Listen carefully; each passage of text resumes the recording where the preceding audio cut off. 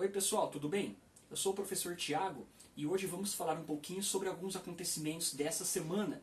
Um acontecimento em específico da terça-feira que envolveu o estranhamento, um confronto entre tropas da Índia e da China, na região do Himalaia que fica ali na Caxemira.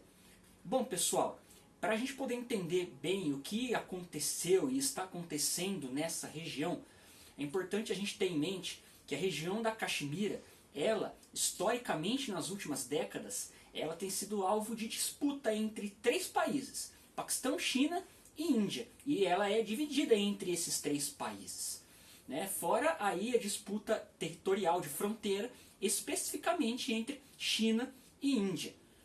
Bom pessoal, esse acontecimento da terça-feira envolveu a morte aí de pelo menos 20 soldados indianos. E alguns especialistas já buscam aí colocar a sua opinião de por que exatamente aconteceu esse episódio específico dessa terça-feira. Bom pessoal, em se tratando da região da Caxemira, ela tem um interesse específico para a China, pois ali é um corredor econômico importante para se chegar no Paquistão, na Ásia Central e em outros pontos da Ásia.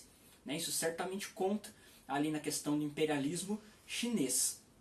Outra questão importante, pessoal, em relação a esse episódio aí, é a questão de que há um artigo na Constituição da Índia que previa uma certa autonomia para a região da Caxemira. Esse artigo foi revogado recentemente pelo governo indiano e aí causou uma denúncia no Conselho de Segurança das Nações Unidas, da China e do Paquistão contra a Índia.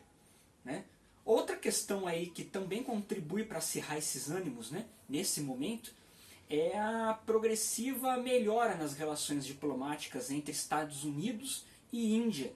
Os mesmos Estados Unidos que também têm a sua relação cada vez mais pior com a China.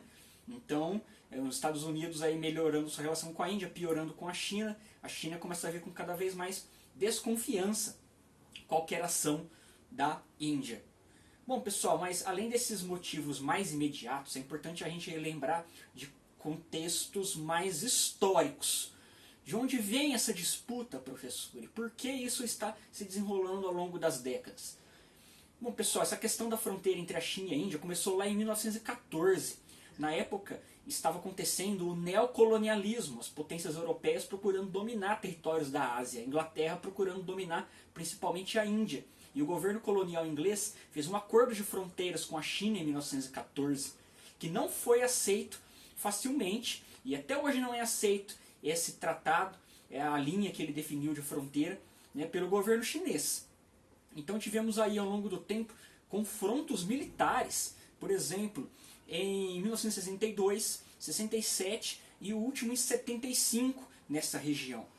Desde 75, essa situação ela vem sendo resolvida diplomaticamente. E agora, recentemente, que a gente teve esse novo episódio de violência. Beleza, pessoal? Em específico, agora, sobre o que aconteceu segunda-feira, o incêndio em um dos prédios do Museu de História Natural da UFMG, que passou quase despercebido pelos veículos de mídia, foi muito pouco noticiado, apareceu bem pouquinho também nas redes sociais. Episódio esse que nos lembra também o que aconteceu em 2018, no Museu Nacional do Rio de Janeiro, entre vários outros episódios aí ao longo da última década, não foram poucos os episódios de incêndio em lugares de valor científico, histórico, cultural no Brasil. Bom gente, para a gente poder entender melhor isso, é importante a gente perceber duas coisas importantes aí. Primeiro, o profundo descaso com que se trata a ciência no país. Um pouquíssimo valor, principalmente nos últimos anos, a pós-graduação, as verbas de pesquisa, de bolsa, depois que a gente teve aí uma grande melhora aí nos anos 2000 e 2010. Mas de modo histórico no Brasil, a gente sempre tem esse problema, ainda mais em questão de ciências biológicas e ciências humanas, como é o caso do incêndio desse museu.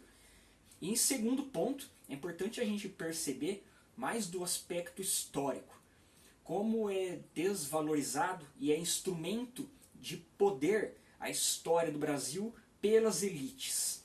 de modo em que você não dá valor àquilo que é constituinte da história do Brasil, que nos possa alertar e nos possa ajudar a aprender sobre as desigualdades formadas no Brasil desde a época da colonização.